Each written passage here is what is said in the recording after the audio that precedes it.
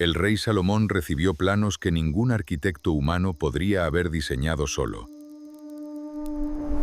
Este era el Monte Moría, roca desnuda, viento y silencio. Aquí se levantaría lo imposible. El templo mediría 60 codos de largo, 20 de ancho y 30 de alto. Cada codo debía ser exacto. Salomón negoció con Hiram de Tiro, cedros del Líbano a cambio de trigo y aceite de oliva. 3.300 toneladas de oro. Un costo que ningún reino moderno podría replicar hoy. Jerusalén era entonces una ciudad modesta. El templo que se construiría la cambiaría para siempre. El calor de Judea mataba hombres, pero la obra no podía detenerse por ninguna razón. 7 años. Eso es lo que costó. 7 años de cada vida dedicada a cada piedra. Un solo hombre debía traducir el plan de Dios en madera, piedra y metal. Hiram Abif.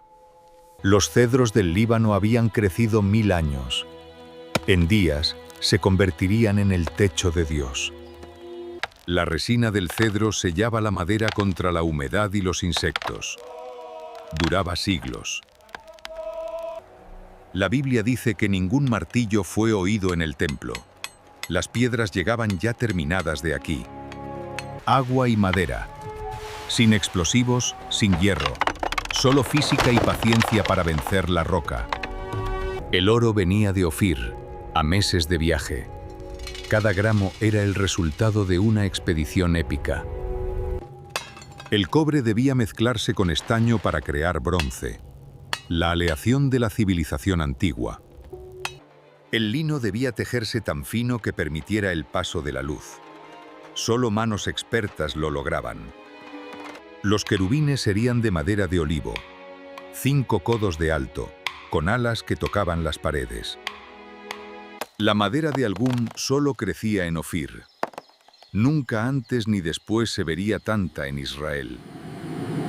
Flotarían las maderas del Líbano por el Mediterráneo hasta Jaffa. Cientos de kilómetros en balsa. De Jaffa a Jerusalén, 40 kilómetros cuesta arriba, cargando troncos del tamaño de barcos. Cada bloque pesaba 3 toneladas. Moverlo requería 200 hombres y la voluntad de no rendirse. ¡Apúrate! ¡Atad los bueyes! ¡Fuerte!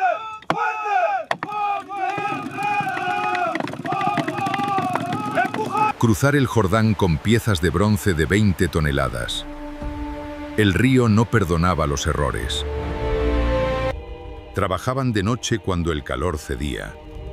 El templo no podía esperar a que el sol fuera amable. Gestionar 150.000 hombres en múltiples rutas exigía una logística sin precedentes en la historia. La Biblia no cuenta los muertos.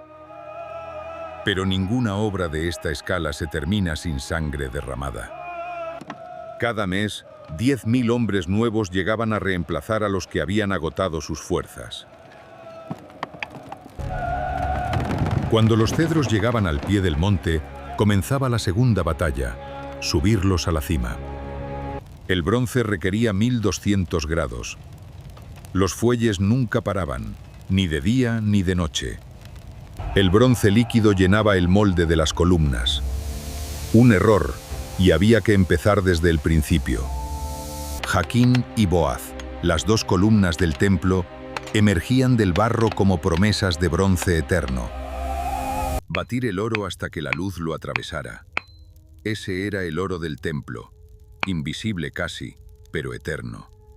La plata también tenía su rol. 100 talentos para los ganchos y capiteles que nadie vería. El candelabro de oro puro debía pesar 1 talento. 34 kilos de metal sagrado. 75 codos a lo largo, 25 a lo ancho. ¡Listo! ¡Comenzar la colada! 12 toros de bronce sostendrían el mar. Cada uno miraba en 3 distintas direcciones del mundo. 400 granadas de bronce decorarían cada capitel. Ninguna igual a la anterior. Para estos hombres, fundir metal no era trabajo. Era oración hecha con las manos y el fuego. La roca viva del Moriah sería el piso del templo. Debía nivelarse sin margen de error alguno. La primera piedra del templo tocó la roca del Moriah. Un momento que cambiaría la historia sagrada. Sin mortero. Las piedras del templo se juntaban tan perfectamente que no entraba ni el aire entre ellas. Los muros de contención del monte debían sostener millones de toneladas de roca por siglos. Y lo hicieron. Dentro de los cimientos, una ofrenda sellada. Lo que comenzaba en secreto duraría para siempre. Piedra sobre piedra, curso sobre surso. La pared crecía sin ruido de martillos, según la Escritura. Ni una piedra quedaría visible por dentro. El templo se vestiría de cedro del suelo hasta el techo. El olor del cedro llenó el templo por generaciones. Quienes entraban lo recordaban hasta morir. Las vigas del techo cruzaban el templo de pared a pared. 18 metros de cedro sin juntas. La estructura estaba en pie. Pero un edificio de piedra y madera no es aún un templo de Dios. Sin grúas modernas, un sistema de poleas y palancas multiplicaba la fuerza humana por 20. 100 hombres pasando material en cadena valían más que cualquier carreta en los espacios reducidos del templo. Las cámaras laterales del templo almacenarían los tesoros de Israel. 3 pisos de riqueza inimaginable. El andamio era casi tan grande como el templo mismo. Una ciudad de madera construyendo otra de piedra. Desde el techo del templo se veía toda Jerusalén. Los obreros que lo sellaron verían esa vista una sola vez.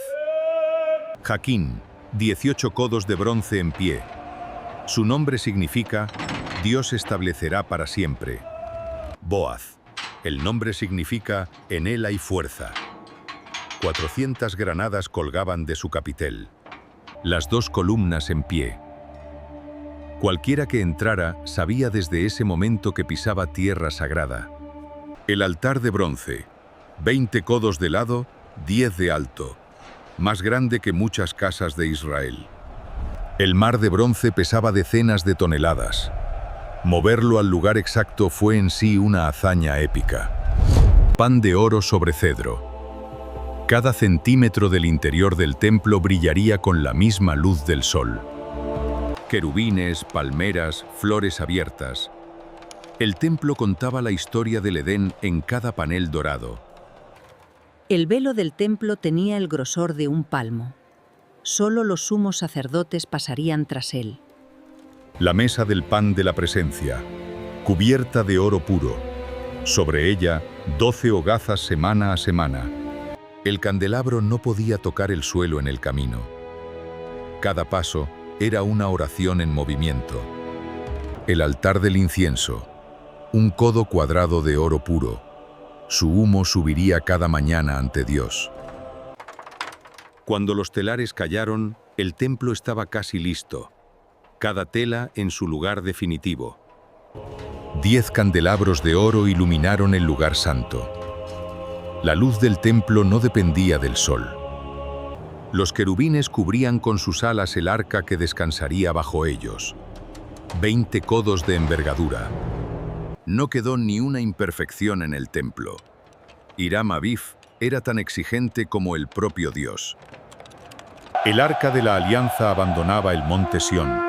Su destino, el lugar santísimo del templo nuevo. El arca cruzó entre Jaquín y Boaz. El cielo y la tierra se estrechaban la mano ese día. En el lugar santo, el silencio era absoluto. Solo el sonido de los pies de los sacerdotes sobre el oro. El arca encontró su hogar bajo las alas de los querubines. 7 años de trabajo culminaban en ese silencio. Las varas de transporte se retiraron. El arca ya nunca más sería movida. Este era su lugar eterno. Dentro del arca, solo las 2 tablas de piedra de Sinaí. La ley de Dios era el único tesoro. 10 fuentes de bronce sobre carros con ruedas, para lavar las ofrendas antes de llevarlas al altar. El mar de bronce lleno, 44.000 litros, sobre los lomos de 12 toros de bronce eterno.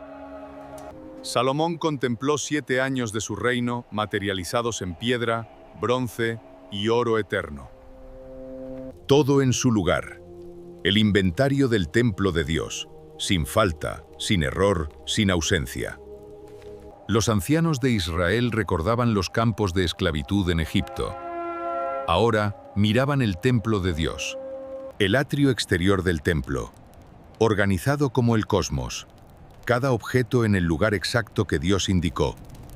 Salomón oró con los brazos extendidos al cielo, que Dios escuchara desde este lugar para siempre.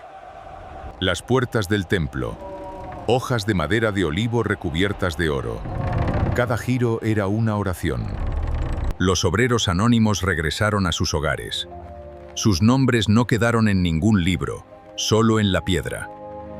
Hiram Abif recorrió el templo terminado en silencio. Era el único hombre que conocía cada centímetro. Los andamios cayeron por última vez. El templo se mostró al mundo sin ocultar nada más. Jerusalén vio el templo terminado por primera vez. Una ciudad entera cayó en silencio asombrado. El templo de Salomón era el centro del mundo conocido. Todo lo demás era periferia del trono de Dios. Una nube llenó el templo. Los sacerdotes no pudieron seguir ministrando. Dios había llegado a su casa. Todo Israel cayó rostro en tierra. La gloria de Dios había llenado el templo que sus manos construyeron. Fuego del cielo consumió las ofrendas. El mismo Dios encendió su propio altar. Nadie lo olvidaría. Salomón bendijo a Israel con las manos levantadas. El templo era el pueblo, y el pueblo era el templo. El fuego del altar nunca se apagaba. De noche, el templo brillaba sobre Jerusalén como una segunda luna. Cada amanecer, la luz entraba por las puertas del este y encendía el oro del interior. Era diseño, no azar. El costo del templo equivaldría hoy a $100 billones. El proyecto más caro de la historia.